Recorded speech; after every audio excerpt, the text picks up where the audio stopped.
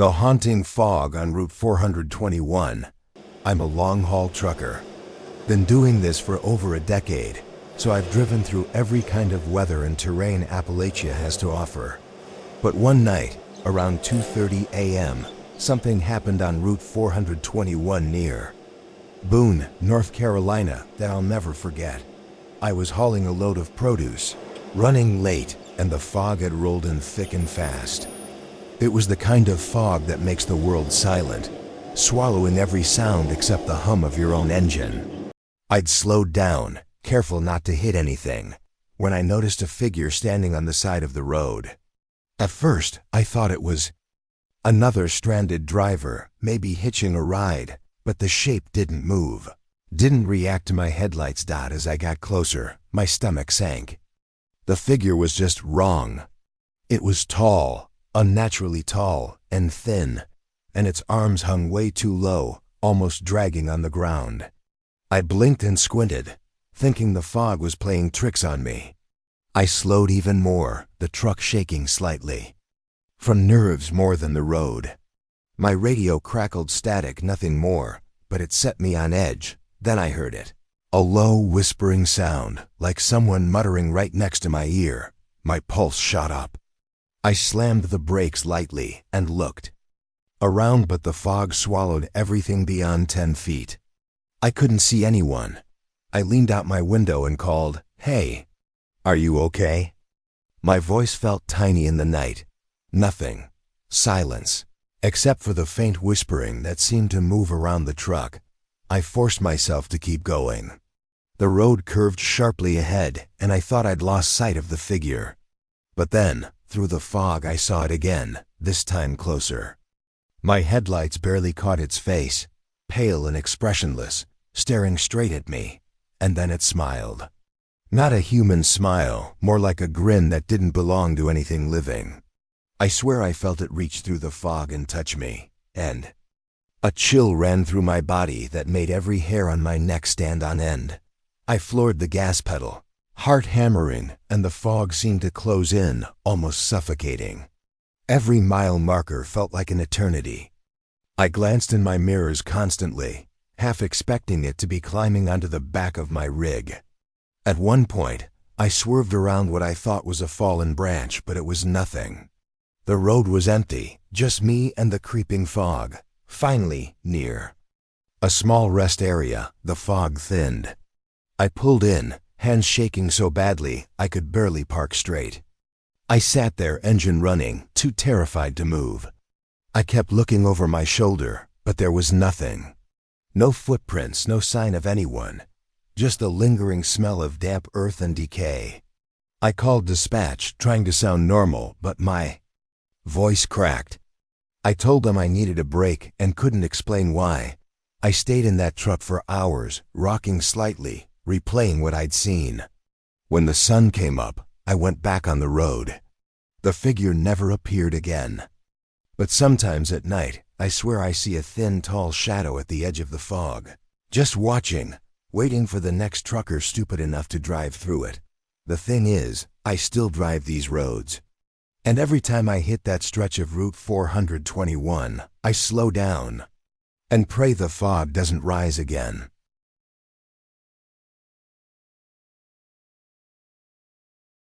The truck that followed me. I'm a trucker, been driving cross-country for almost 8 years. You get used to being alone at 2 or 3 a.m. on the road. Just you, the headlights, and the hum of the engine. But one night on I-77 in West Virginia, I had an experience that shook me more than any deer strike or bad weather ever could.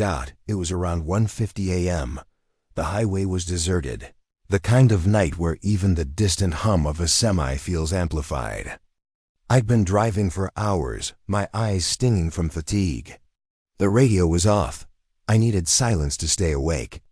That's when I noticed headlights in my rearview mirror. A big rig, maybe 18-wheeler, rolling at the same pace as me. At first, I didn't think much of it. Trucks follow each other all the time, but as I kept driving, the truck didn't pass. No flashing lights, no honking, just tailing me. I sped up slightly, trying to shake it off, but the truck matched every move. Heart rate climbing, I glanced at the mirrors again. It wasn't just tailing me. It was like it was studying me, keeping perfect distance, never changing lanes, never taking the exit that came up. There was something about the headlights. They weren't normal. They were dimmer than usual, like they'd been dulled by years of grime, but still perfectly aimed at me. By 2:15 a.m., a full sense of dread had settled over me. I tried calling dispatch, but my radio kept cutting out. I muttered, "God, this isn't real. It's just some trucker messing around." But the pit in my stomach refused to let me believe it. The night air through my cracked window was freezing, fog forming on the inside, though the weather report hadn't mentioned fog at all. My hands shook on the wheel, then came the first noise. It wasn't the engine, it was a slow, rhythmic thumping, like someone pounding inside the metal walls of the truck. I glanced at the mirrors. The truck wasn't just following, it seemed larger than it should be somehow. The cab looked distorted, elongated, like it was stretching unnaturally under the dim headlights. My mind raced. I tried telling myself it was fatigue, maybe hallucinating from sleep deprivation. But the sound kept pounding, steady, relentless, syncing with my racing heartbeat. By 2:35 a.m., I was panicking. I took the next exit, thinking maybe I could get away on a back road, anywhere to lose it. But when I merged onto the side road, there it was. The truck was behind me again, though I had taken a completely different route. My pulse felt like it would burst through my chest. I floored it, praying for another car or a gas station to appear. But the road stretched ahead like a black ribbon under the moonlight, completely empty except for me and that truck. At 2:42. I noticed movement inside the cab. At first, I couldn't see it clearly, but the closer I looked, the more I could make out a figure in the driver's seat. It wasn't a man. At least not entirely. Its face was pale, almost translucent, under the dim headlights, with eyes that reflected the road like mirrors. The hands were long, thin, gripping the wheel in a way that didn't seem natural. My stomach dropped. I tried yelling, "Who the hell are you?" My voice cracked like glass. The truck didn't respond. It didn't honk or swerve. It just followed, creeping closer despite my attempts to accelerate. Every instinct screamed at me to stop and get help, but there was no one around. No houses, no other cars. Nothing but the sound of my engine and that thumping from the back of the truck. I tried a trick I'd used before with aggressive drivers, sudden lane changes, flashing my lights, but it didn't work. The truck anticipated every move. By 2:55 a.m., sweat was pouring down my face. My breathing was ragged, and my hands were slick on the wheel.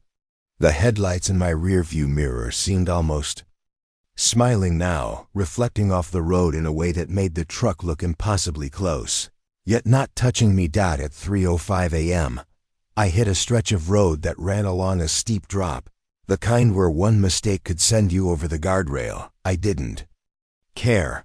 I swerved into a gravel turnout, praying the truck would just pass me. But it didn't.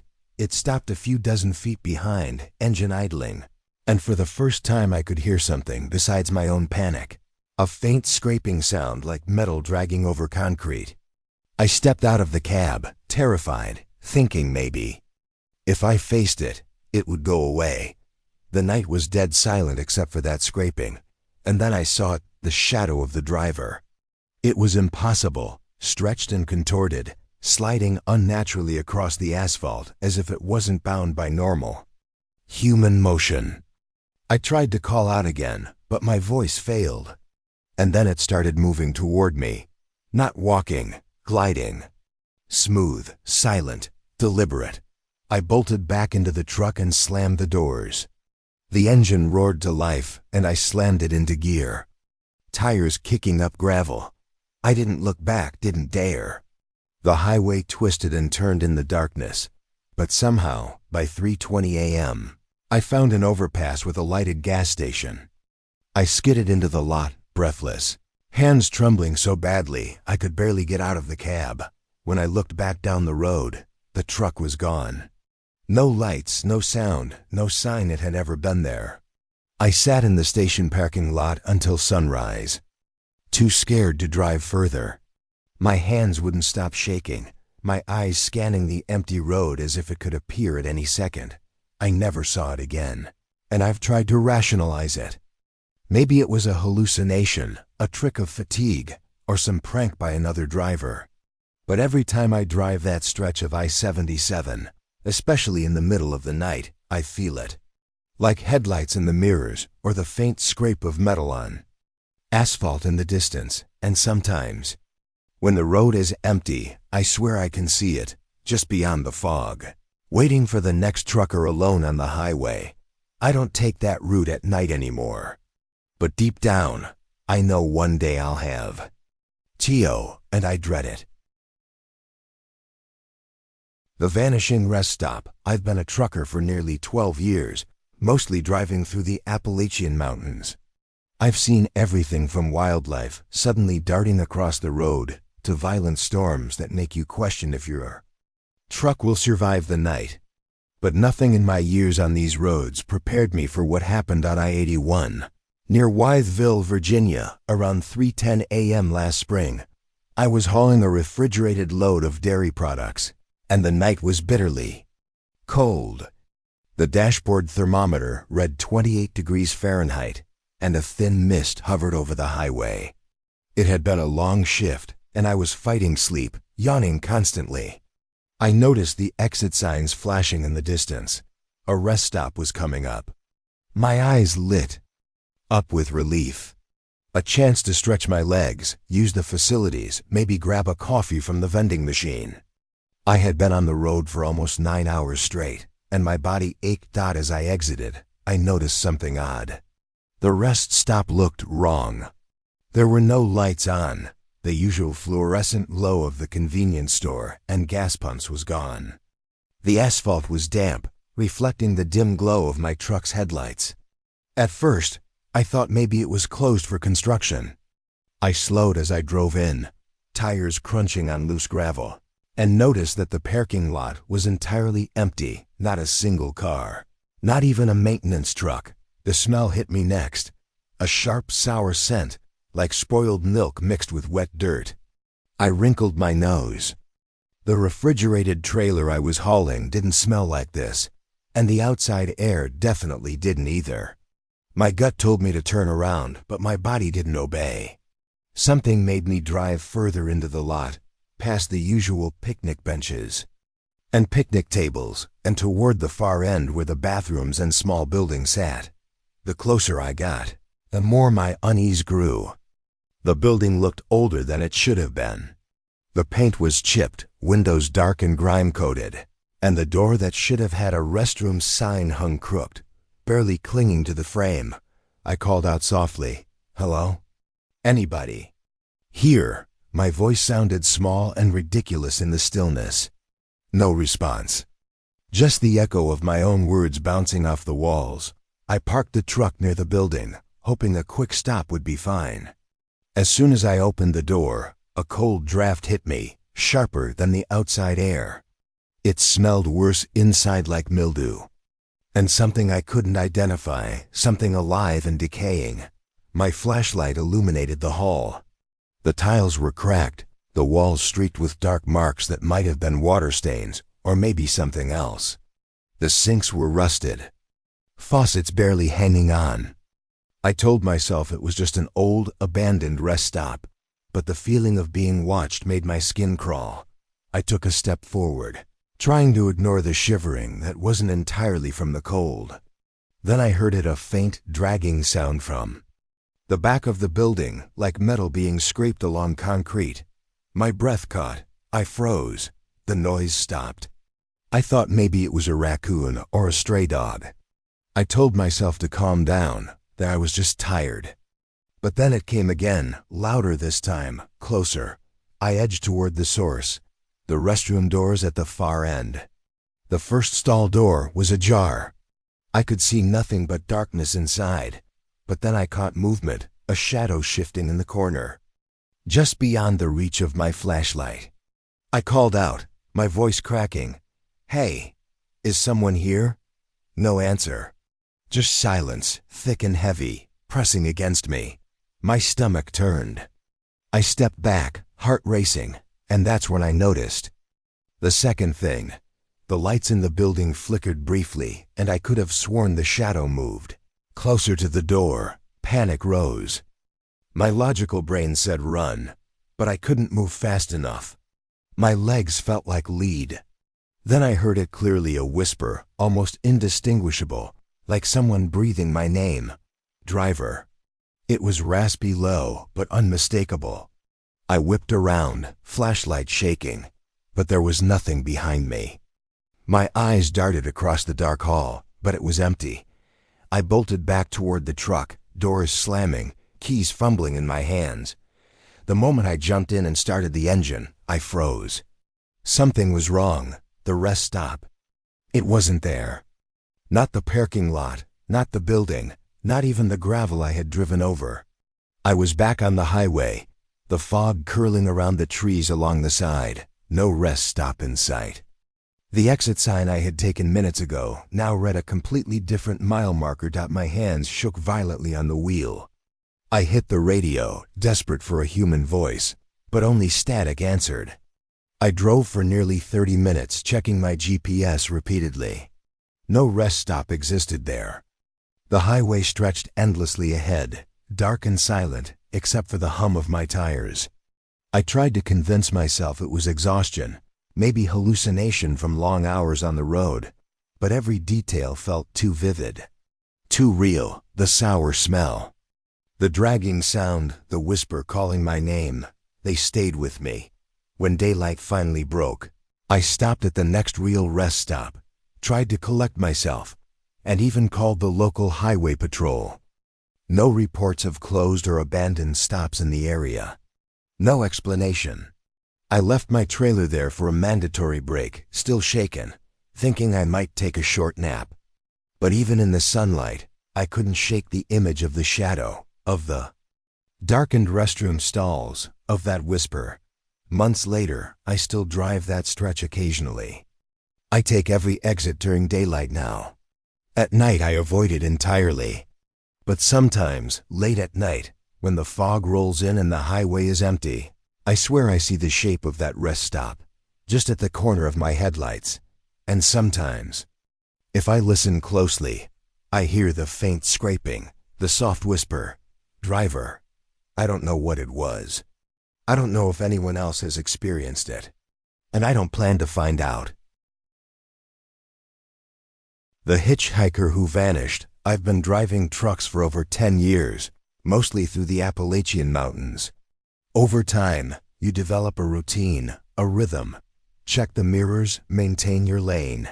Keep an eye out for gear, trucks, and the occasional stranded driver.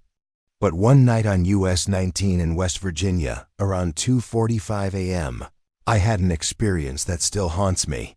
I was hauling a load of auto parts, running late, and the road was unusually empty. The night was clear, but the air was sharp and cold. Steam from my truck's exhaust curled in the headlights, and the woods on either side of the highway were dense, dark, and silent. The only sound was the low rumble of my engine and the occasional wind rustling the leaves. About 20 minutes outside of Beckley, I saw a figure on the side of the road. A man, maybe mid-30s, wearing a dark hoodie, thumbs up, thumbed over his shoulder like he wanted a ride. My first instinct was to keep driving. I've picked up a few hitchhikers over the years, never a problem.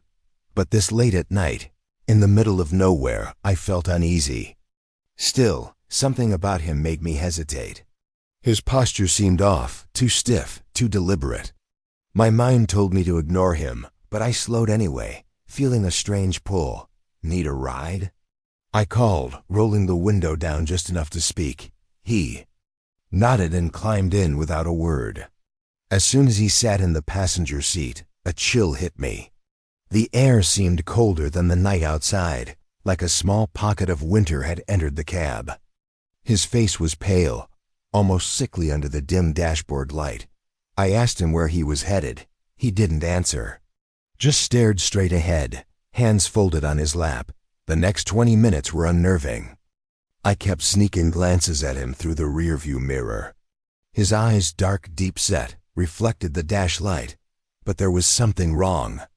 They seemed too black, too hollow, like holes rather than eyes. Every time I looked, he was staring forward, unmoving, expressionless. Then the first sound came. A low humming, almost like a whisper, coming from somewhere near the back of the truck. I dismissed it at first, blaming the trailer.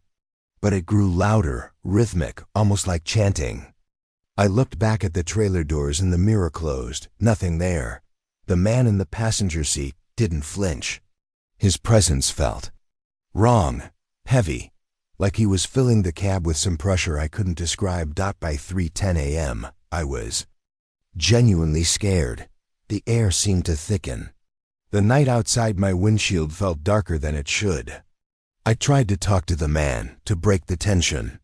"You know, you can speak. Just tell me where you need to go." He didn't respond. I asked again, louder, "Hey, where do you want to get off?" And then it happened. The truck hit a sharp bend in the road. I swerved slightly to stay in my lane. When I looked at him again, he was gone. Completely gone. No seat empty, no trace of him ever being there. My heart slammed against my ribs, my hands trembling so badly I nearly lost control of the wheel. I slammed the brakes, pulled over onto the shoulder, and fumbled for my phone, trying to call dispatch or anyone. The road behind me was empty. Only the headlights reflecting off the asphalt and the dark forest lining the road. I sat there for what felt like hours, breathing hard, unable to rationalize it. I kept thinking I'd hallucinated, exhaustion, stress, whatever, but it felt too vivid, too tactile. The chill in the cab, the faint hum, the hollow stare of that man, it had been real. And yet, he wasn't there anymore. Not a single trace. No glove, no jacket, nothing. Just the lingering sense of being watched. I stayed there until 4:15 a.m., waiting for the first hint of dawn. When I finally started moving again, I drove cautiously, checking every mirror, scanning the woods along the highway. Nothing, just trees and fog and the normal empty stretches of road.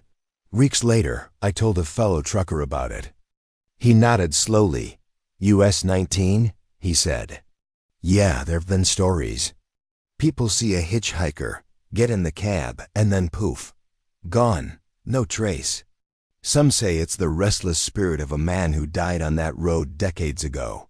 Others, well, they just don't drive there at night anymore. I don't know what I picked up that night. I don't know if it was alive or dead, human, or something else entirely. What I do know is that I haven't picked up another hitchhiker at night since. And I avoid US 19 after dark whenever possible. Sometimes, though, when I drive alone, late at night, I swear I see him, standing on the shoulder, thumbs up, pale and still. And for a moment, I feel that same chill in the cab, as if he's waiting, ready to step in again. But I don't stop, I don't slow down. I just drive, and pray he disappears before I get too close. The truck in the rear view. I've been a trucker for over 12 years, mostly running routes through the Appalachian Mountains. Night driving is routine for me, and normally, I'm comfortable with long stretches of empty highway, the hum of my tires, and the occasional wildlife crossing. But one night on Route 219 in West Virginia, around 2:30 a.m., I had an encounter that has haunted me ever since. I was driving a flatbed loaded with construction equipment. The weather was unusually foggy for late October, the kind of fog that hangs low and thick, swallowing headlights in an eerie gray haze. The dashboard thermometer read 36 degrees Fahrenheit, and every exhale of breath fogged my cab. I was tired, my eyes stinging from hours of night driving, and I'd been looking forward to stopping at the next rest area, which was still miles ahead. Around 2:40 a.m., I noticed a set of headlights in my rearview mirror. Not unusual, other trucks, cars, occasional patrol vehicles, but something felt off. The vehicle, a large truck, wasn't passing me.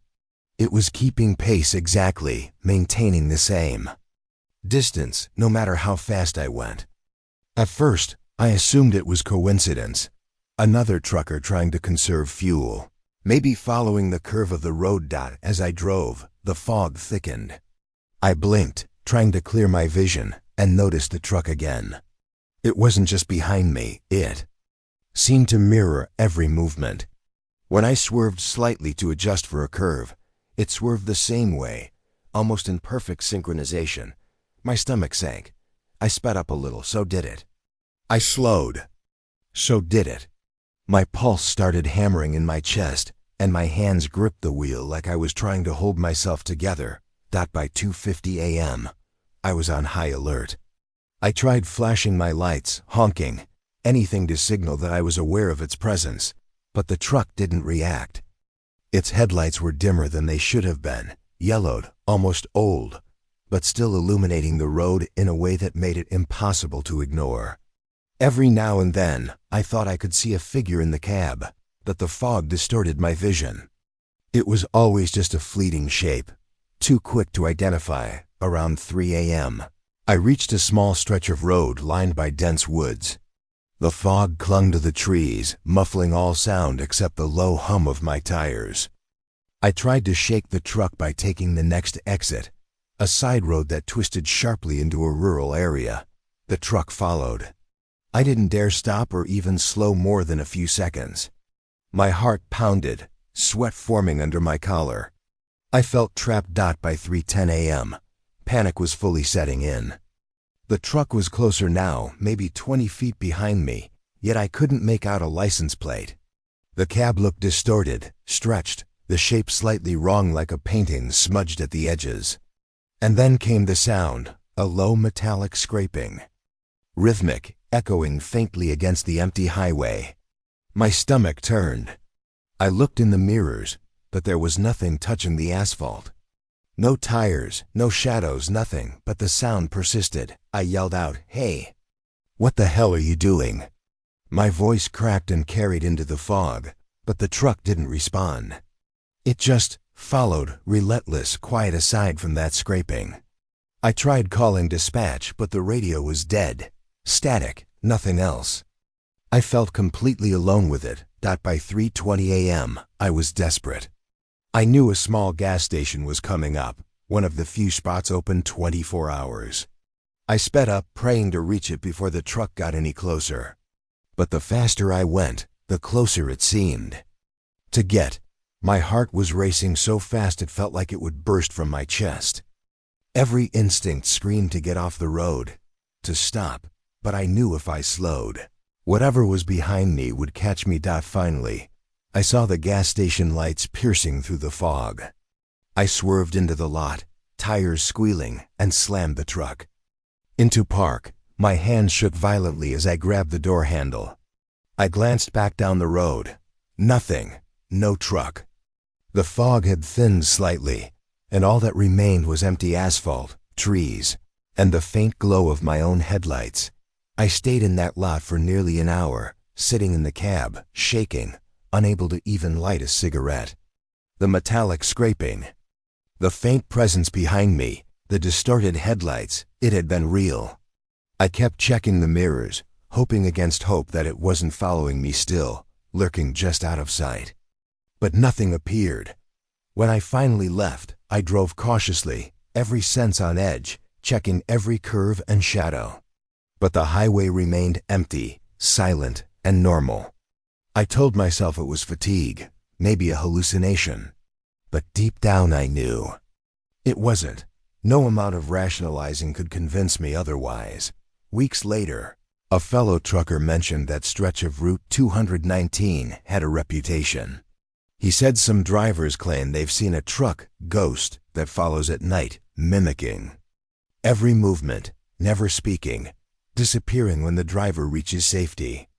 I laughed nervously, but the image of those dim-stretched headlights, the scraping sound, and the feeling of being watched stayed with me. Now, whenever I drive that stretch at night, I take every precaution. I never look in the mirrors for two Long, I never stop on the shoulder. And if I see a dim set of headlights behind me, moving in perfect unison, I floor it, pray, and keep moving. I've never seen it again, but I can still feel its presence, lingering just behind me, waiting for the next driver foolish enough to be alone on that highway.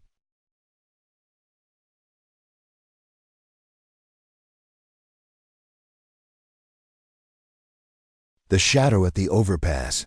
I've been a trucker for more than 11 years, mostly hauling goods through the Appalachian mountains. I've seen bad weather, wildlife, and a fair share of reckless drivers, but nothing prepared me for what happened near an old overpass on I-64 in West Virginia. Around 3:15 a.m. last November, I was hauling a load of packaged lumber, running late after a long stretch through winding mountain roads. The night was unusually quiet, almost eerily so. The air was damp and cold, with a low fog clinging to the forested slopes along the highway. I kept my eyes glued to the road, my hands gripping the wheel tightly. The hum of the engine was my only companion, and the rhythmic thrum of the tires against asphalt was oddly comforting until I noticed movement near the overpass ahead. It started as a flicker in my peripheral vision. I blinked, thinking it was fatigue or a reflection of my dashboard lights. But then I saw it clearly, a dark, human-shaped silhouette standing at the edge of the overpass, arms hanging loosely at its sides. I slowed instinctively, squinting through the fog. Normally, people don't stand on overpasses at 3 a.m. My stomach churned as I got closer. I saw the shadow shift slightly, but there was no sign of motion beyond the slightest sway, like it was. Leaning in the wind, I called out instinctively, "Hey, you okay up there?" My voice sounded ridiculous, echoing faintly under the overpass. No answer, only silence. The air felt heavier, colder. My breath condensed in the cab, fogging the windshield slightly. I tried to rationalize it. Maybe it was a maintenance worker, or someone up there messing with the railing. But then the shadow moved in a way that no human could. It dropped down from the overpass in a smooth, gliding motion. My heart stopped. It wasn't jumping, it was sliding, almost floating toward the road. I slammed on the brakes, but instinctively, my truck swerved slightly, tires screeching against the asphalt. The shadow stopped at the edge of the fog, a few feet from the road. I could see its form better now, tall, unnaturally thin, limbs too long, the head tilted slightly, as if studying me. My pulse was hammering so loudly I was certain it could be heard outside. I grabbed my CB radio and called dispatch, trying to sound calm. I think there's someone on the overpass." But the radio emitted nothing but static. My knuckles were white on the steering wheel. Then came the sound, soft, almost imperceptible at first. A scraping, like fingernails dragged over concrete. I froze. The shadow didn't move closer, but the sound. It was coming from its direction. My stomach flipped. I glanced at my mirrors, hoping for some rational explanation. A hitchhiker. Hiding in the ditch, maybe, but nothing. Only fog, trees, and the asphalt stretching endlessly behind me. I hit the gas, trying to put distance between myself and the overpass. The shadow didn't follow, but the scraping persisted in my ears, growing louder, as if echoing in the fog itself. My eyes darted to the rearview mirror constantly, heart pounding, sweat soaking my shirt. Every instinct screamed that I should get to a safe place, but there were no rest areas for miles, just the lonely highway cutting through the forest. At 3:30 a.m., I passed a faint glow ahead, another overpass with lights. I breathed a sigh of relief, thinking I could make it there, but when I looked back through the fog, the shadow was gone. No trace, no figure, nothing, just empty road. My breathing slowed slightly, but my nerves were shot. I couldn't shake the image of that tall, unnaturally thin figure, gliding like it didn't belong in the human world. I reached the next gas station at 3:45 a.m., parked my truck, and stepped out. The cold air felt like a slap, but I needed it. to ground myself. I scanned the road behind me, half expecting the shadow to reappear. Nothing. Only fog curling over the asphalt and the dull hum of a distant highway. I called dispatch again, this time explaining what I'd seen. The voice on the other end chuckled awkwardly, saying, "Must have been a deer or something, driver. Maybe you're just tired." I didn't sleep that day.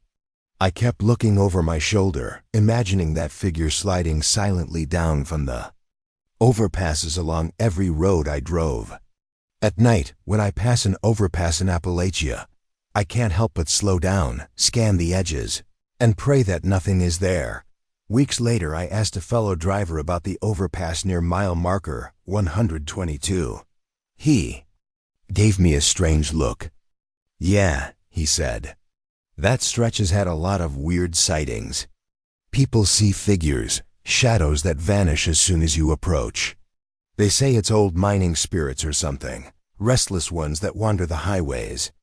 I try not to think about it, but every time I drive that stretch, I feel the same chill in my spine. And sometimes when the fog rolls in thick and the night is silent, I swear I see it again, just at the edge of my headlights, tall, thin, gliding silently, watching, waiting. I never stop anymore. I never slow. But I know it's there somewhere, just beyond reach. Even now, months later, I dream about it. About the scraping, the gliding shadow, the impossibly long limbs and hollow gaze. And sometimes when I wake up from those dreams, I can still feel it, waiting on the overpass just beyond the fog.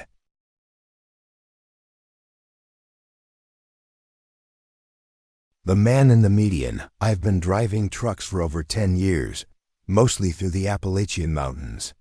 I've seen my share of accidents, weather extremes, and strange things on the road. But one night on US 221 in Virginia, around 2:20 a.m., I had an encounter I still can't explain. I was hauling a load of lumber, running late, with fatigue pressing down like a weight on my eyelids. The highway was almost entirely empty, just my truck's headlights cutting through the dark, misty night. The air was cold, damp, and smelled faintly of decaying leaves from the woods lining both sides of the road. I was keeping my speed moderate, trying to stay alert, when I first noticed movement in the median ahead. At first, I thought it was a deer. But as I got closer, I realized it wasn't moving like an animal. It was a man standing perfectly still, facing the highway. His posture was rigid, unnaturally so, and his clothes were dark, blending into the shadows. I instinctively slowed, my pulse quickening. Something about him didn't feel right. By the time I was directly across from him, I realized he was staring at me, not waving or signaling for help, just staring. His face was pale in the dim light, expressionless, but there was something off. The eyes were hollow, dark, almost reflective, and I swear I felt a chill as if his gaze had pierced right through me. I tried to convince myself it was a trick of the headlights, or my own exhaustion. Still, a knot of dread formed in my stomach. My hands tightened on the wheel, knuckles white. I called out, "Hey, are you okay?" My voice echoed strangely in the empty night, but there was no response, only silence. Then I saw it. The man stepped forward. Not toward the road, toward my lane, toward me. My heart stopped. He didn't run, didn't jog. He moved smoothly, gliding, almost keeping pace with my truck. I slammed the brakes instinctively, tires squealing on the damp asphalt. My truck fishtailed slightly, but I managed to stay on the road. I gunned the engine, trying to put distance between us. My pulse was hammering so hard I could feel it in my temples. The man didn't falter. His pace matched mine exactly, shadowing the truck like he was tethered to it. I swerved and took a sharp curve, hoping the road would throw him off.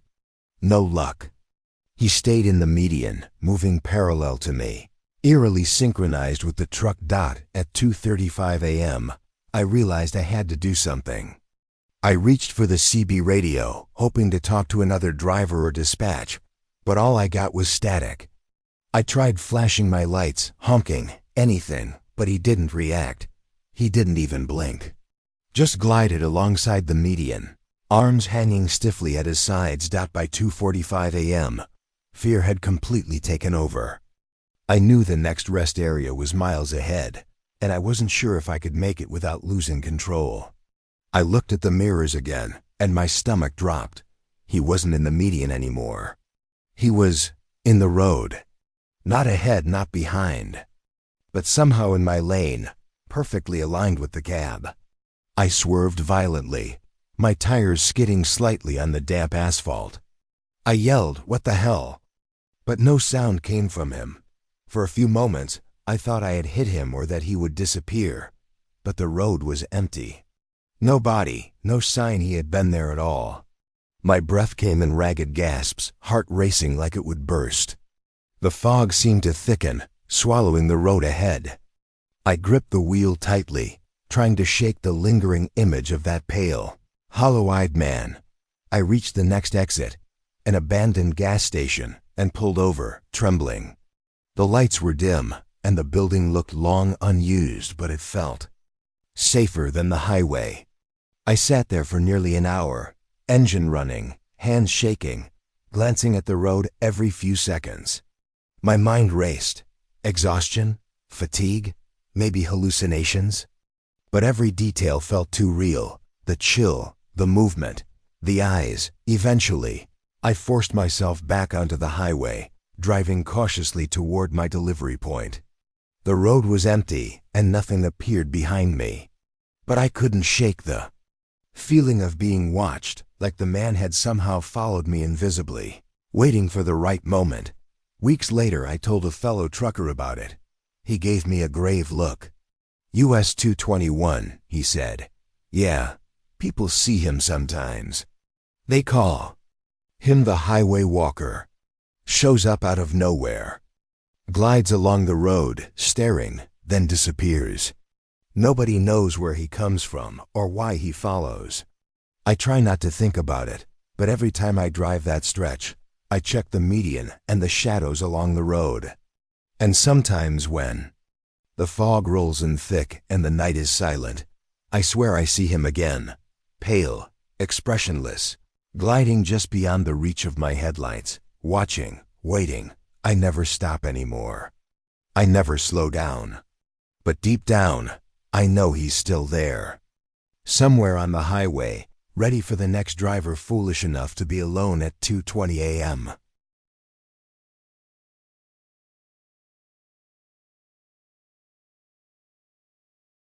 The road that disappeared. I've been trucking through the Appalachian Mountains for over a decade. You get used to empty roads at 2 or 3 a.m., the hum of your tires, the whisper of the wind through the trees. But nothing prepared me for what happened on Route 58 in Virginia. Around 2:50 a.m. last autumn, I was hauling a refrigerated load of produce, running late after an especially long day of winding mountain roads. The night was still, almost unnervingly silent, with a thin mist hanging close to the asphalt. My headlights cut through it, illuminating the faint lines of the road ahead. But beyond that, the forest swallowed everything. The smell of damp leaves mixed with the exhaust of my truck, creating a sharp, earthy scent that made me aware of every inch of the cab. Around 2:55 a.m., I noticed something odd. The lines on the road faded, sure, but normally visible seemed to blur and shift. My first thought was fatigue. I blinked repeatedly, rubbed my eyes, and tried to focus. But the more I looked, the more the road ahead seemed to dissolve, as if it wasn't solid at all. I could see the guardrails on the side, the trees, the faint glow of my headlights, but the asphalt itself seemed to melt into darkness. Heart hammering, I slowed. Every instinct screamed that something was wrong. I reached for the CB radio, hoping to contact another driver, but all I got was static. My hands shook on the wheel, and my breath came in short, visible clouds inside the cab. The mist clung to my skin, making it feel like the night itself was pressing against me. By 3:05 a.m., panic had set in fully. The road wasn't just blurry, it was vanishing. The lines on the asphalt twisted into impossible shapes, curving in ways the road didn't. I felt my stomach flip. I called out into the fog, my voice small. "Hello? Anyone?" The sound seemed to vanish immediately, swallowed by the thick air. Only the faint hum of the tires responded. Then I saw it. A figure, just beyond the reach of my headlights, standing in the middle of the road. At first, I thought it was a pedestrian, maybe someone stranded, but the figure didn't move. Its body was unnaturally still, elongated, shadowed, blending with the mist. The longer I stared, the more it seemed wrong, like the edges of it flickered. Not quite solid, like a reflection in water. I tried to swerve around it, but as I moved the wheel, the road itself seemed to shift.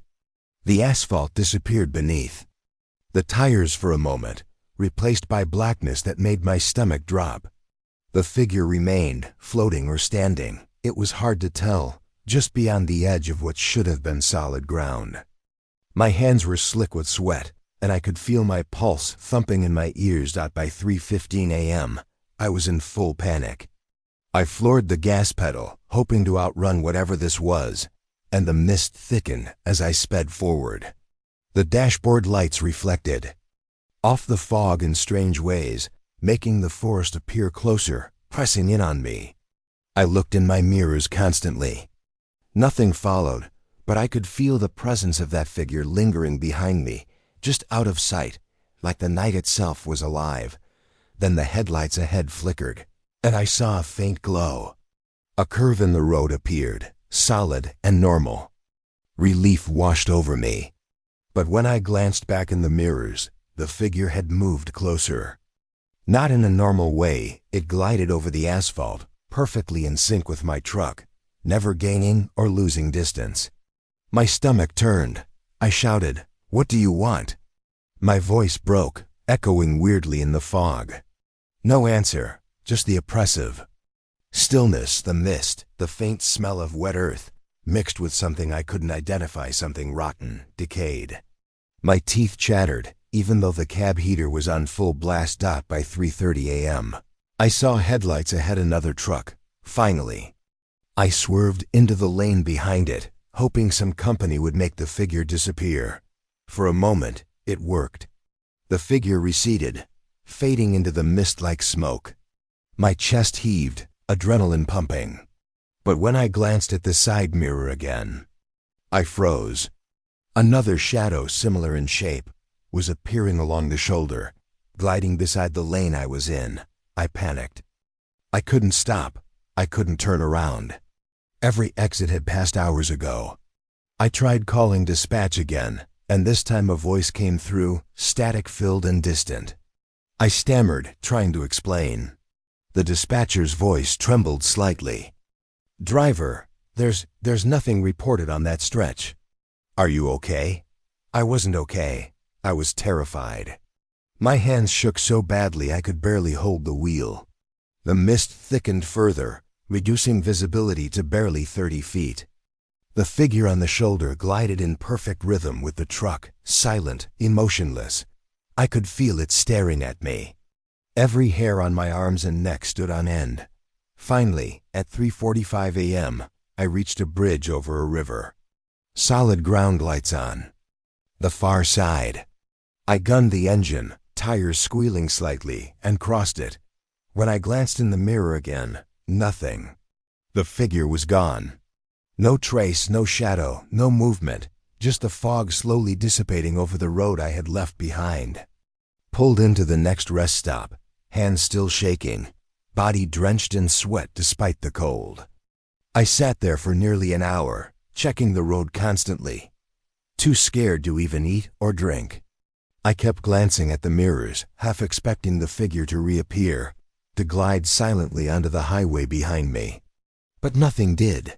Weeks later, I looked at maps of that stretch. No reports of accidents. No abandoned structures.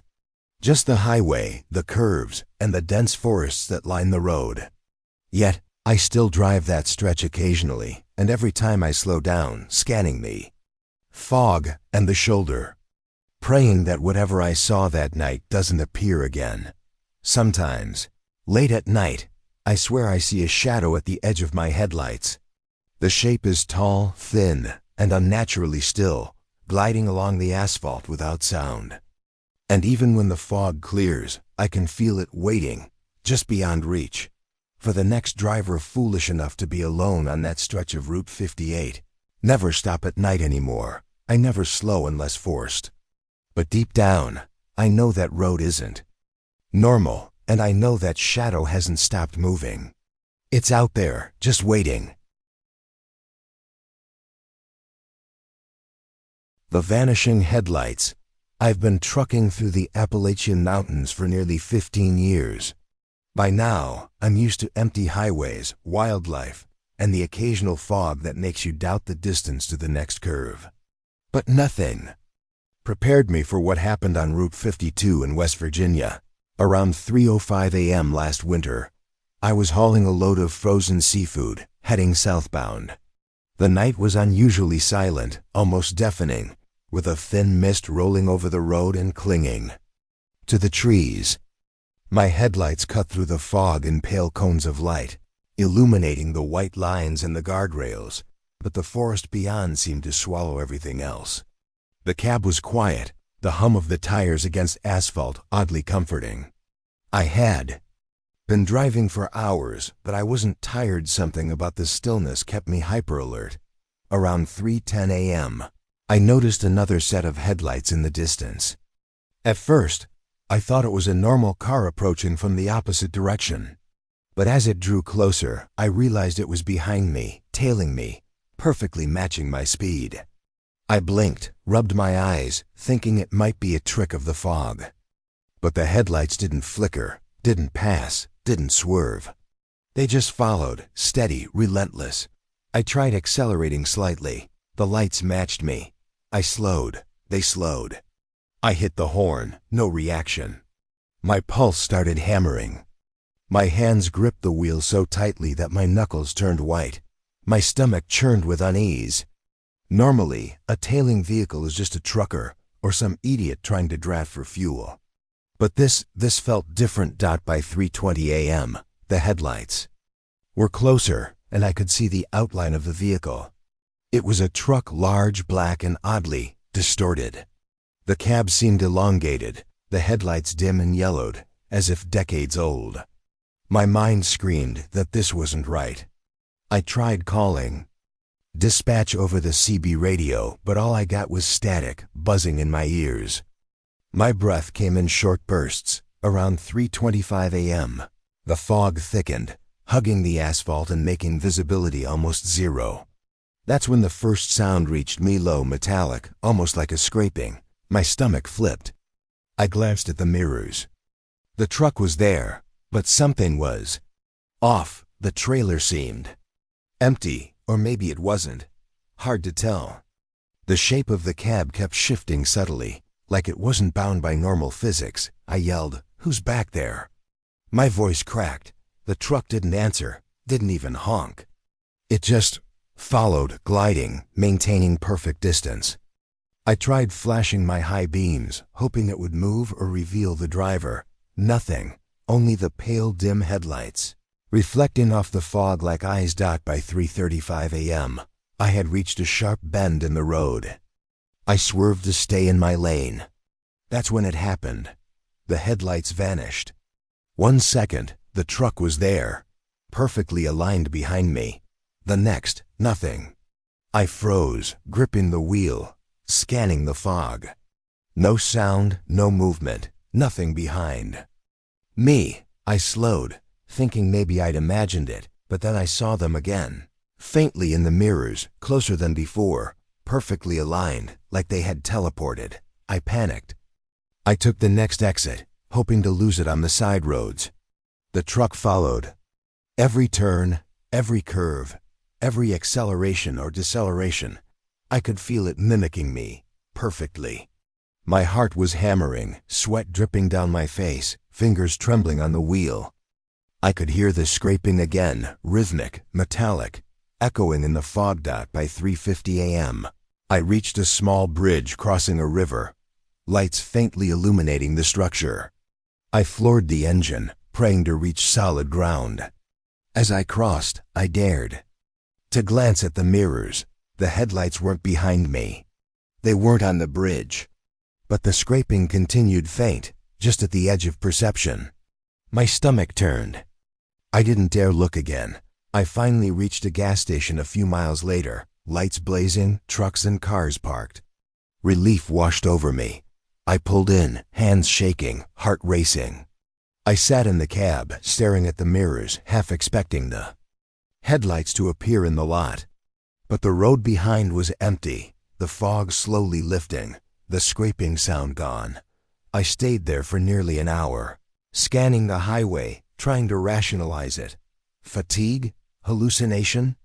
Perhaps, but the details were too vivid, too tactile. The smell of damp leaves, the fog, the scraping, the impossibly steady headlights.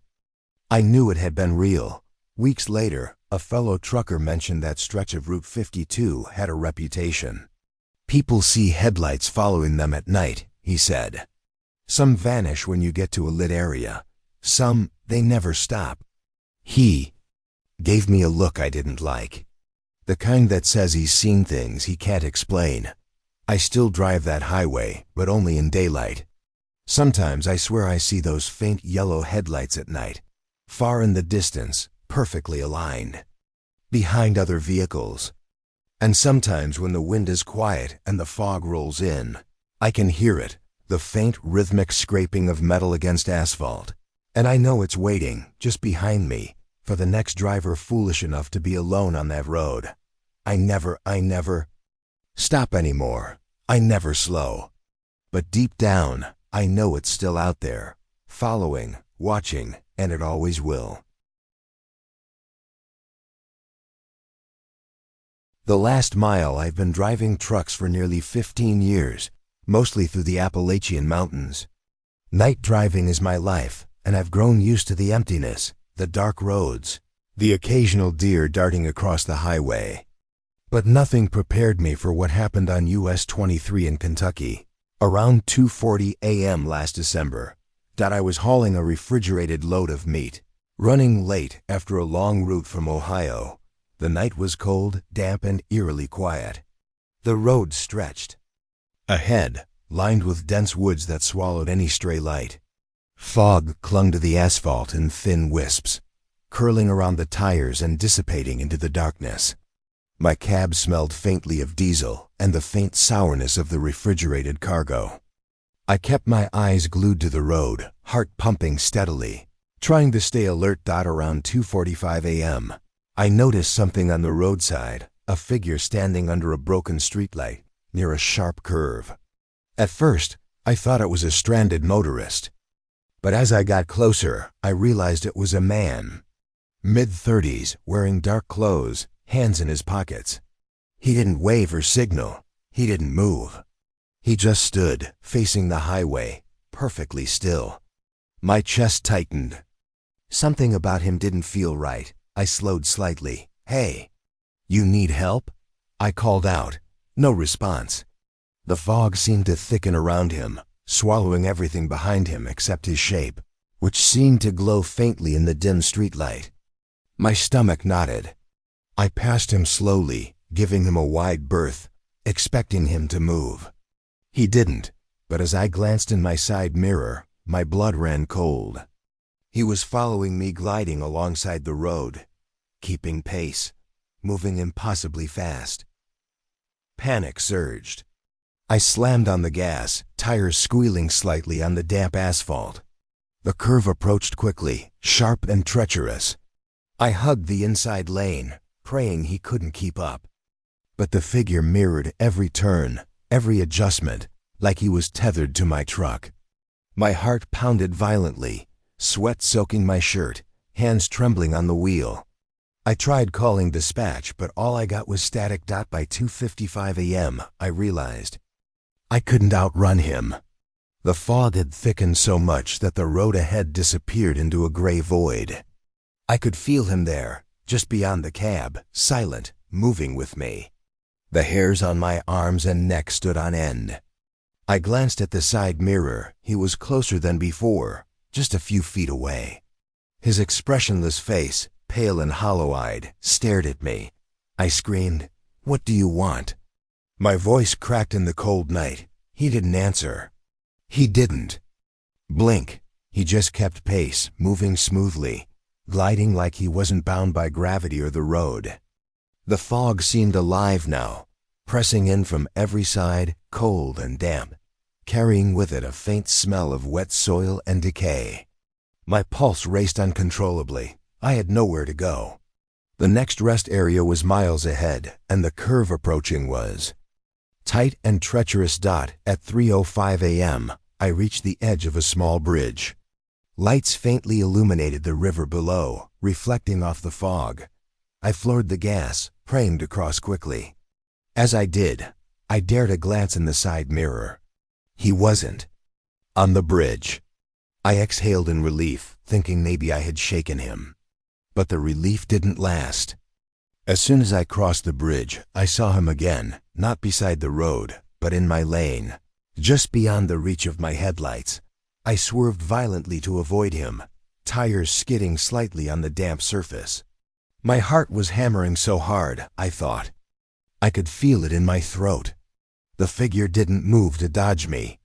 It simply stayed there, gliding silently, perfectly aligned with the cab. I slammed the brakes, skidding almost off the asphalt, but I couldn't stop. The figure mirrored every movement, every adjustment. By 3:15 a.m., I was in full-blown panic. I tried honking, flashing my lights, anything to get a reaction. Nothing. Only the oppressive presence, the cold fog, the faint smell of decay, and the relentless gliding of that figure. My knuckles were white, sweat dripped down my face, and I couldn't stop thinking about what would happen if I crashed. Finally, at 3:25 a.m., I reached the next exit, a small truck stop illuminated by harsh fluorescent lights. I took it without hesitation, tires squealing as I slammed the truck into the lot. My hands were shaking uncontrollably, my body drenched in sweat. I looked back down the highway, expecting the figure to vanish into the fog. But it didn't appear. Nothing followed. The road was empty. Just fog, asphalt, and distant trees. I sat there for nearly an hour, engine running, trying to calm down. I kept glancing at the mirrors, half expecting him to reappear, gliding silently along the asphalt. My chest heaved, breath coming in ragged gasps. My mind kept replaying every detail, the pale face, the hollow eyes, the gliding, impossible movements. It had been too vivid to dismiss as a hallucination. Weeks later, I spoke to another trucker about that stretch of US 23. He gave me a grave look. "You mean the last mile before the bridge?" he asked. I nodded. He leaned in. "People see him sometimes. Always at night, always gliding. Some call him the last mile man. Nobody knows who he is or why he follows. I haven't driven that stretch at night since. I take every exit during daylight. But sometimes late at night, when the fog rolls in thick and the highway is empty, I swear I see him again, gliding silently, pale face fixed in that expressionless stare. I never stop. I never slow. I just keep moving, hoping he disappears before I get too close. Even now, months later, I can't shake the feeling that he's waiting, always waiting for the next trucker foolish enough to drive alone at 2:40 a.m. And sometimes when I close my eyes, I can still see him in the headlights, gliding perfectly alongside, never blinking, never stopping, just watching. I don't know what he is. I don't know if he's human or not. I only know that he exists. And if you drive those Appalachian roads late at night, he might exist for you too.